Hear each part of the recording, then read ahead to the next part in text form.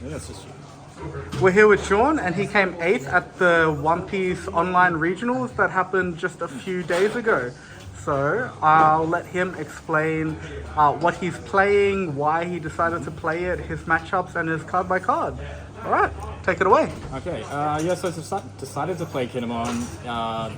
It's just a really consistent deck, and I wanted to try to place well. I was playing the red-green Luffy deck, which I was having a lot of fun with, but there's a couple of matchups that were really tough for it, so I decided to just go with something that's, in the meta and is really good and consistent. So, Walk us through your matchups. okay, so yeah, a lot of Kinemon mirrors. I think it's 6 Kinemon mirrors. Do you want me to go through my cards first, or do you want me to go through my matchup? Yeah, sure. Let's go through your cards. Okay. So, standard 4 Momos, your 4 Bonnies, so your searches. Not everyone's playing this, but I'm running 3 Toki as blockers. I just like that they have a 1k counter as well. Green obviously has a lot of cards with no counter power, so you run the 4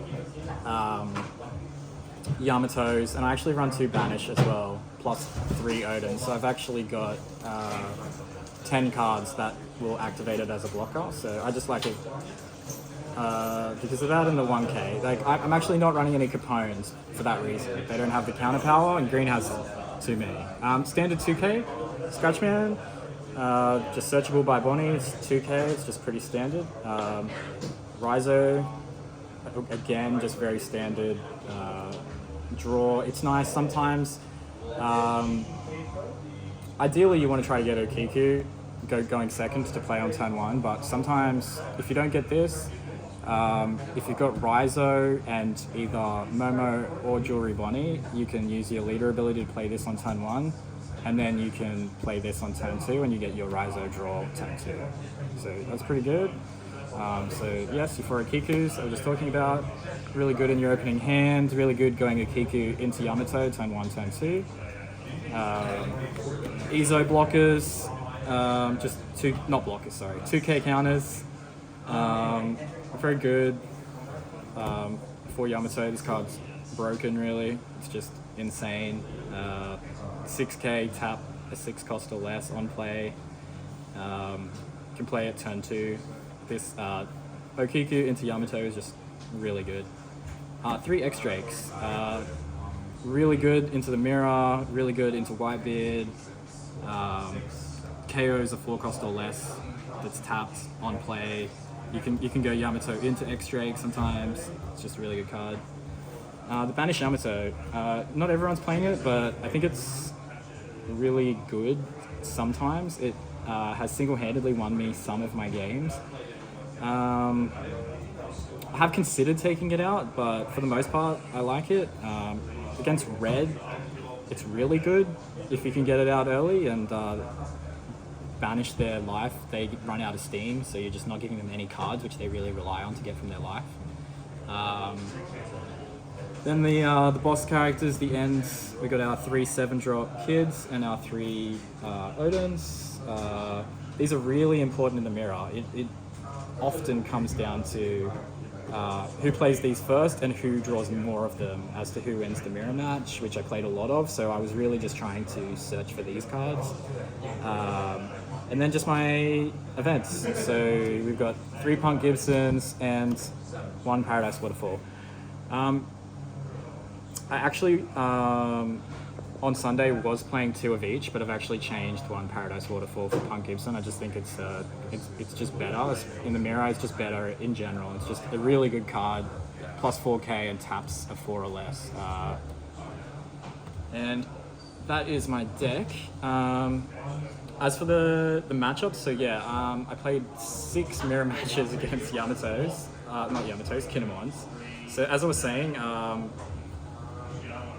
it really comes down to these big cards that you want to draw more of, and just trying to be more efficient. It's more a game of attrition when you're playing the mirrors and just trying to get more value, really. The other 3 I had 1 Whitebeard. That's actually a tough match.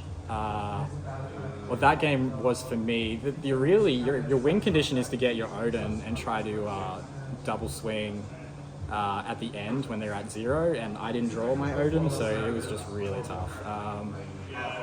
Yeah, they were running a Straw Hat version, so they weren't playing the Moby Dick, and they were really good. So they came third, and they're a good player. So that's a tough matchup. The other one was Zoro. So Zoro's not too bad, I don't feel like. Especially if you get a Kiku early and you can just tap their 1-drops and you just keep clearing board, you try to get them to run out of resources. And as I said before, especially if you get your Banish Yamato, once they're almost out of cards, you can just banish their life, and they don't have enough counters. In hand, I just tried to keep clearing board. I like, if I can, to not give them any cards from life until I've established a couple blockers, ideally my 7-drop kid. That one's not too bad, that matchup. And what was my last one? I actually played a kid, which was interesting. Yeah, it was almost entirely like the list from OPO1 kid list. So it was pretty similar to the Kinemon matchup, really, outside of the early game. And he only managed to draw one of his 8-drop kids, so it wasn't too bad for me. So yeah, and the only other one I lost was to the guy that won. So he played Kinemon, and he was a good player. Drew a little bit better than me, and that was pretty much it. Yeah. Would you change anything else? I go back and forth between the Banish Yamatos. Some matchups they feel really good, but sometimes they don't. I'm considering running a couple 6-drop kids, the blockers, which I think are really good as well.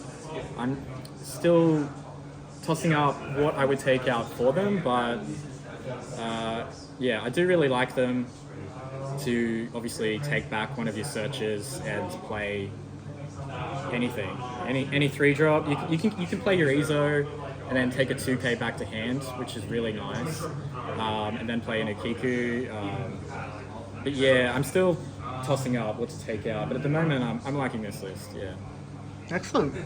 Well, congratulations again, Thank you. and thank you for the deck profile. No worries.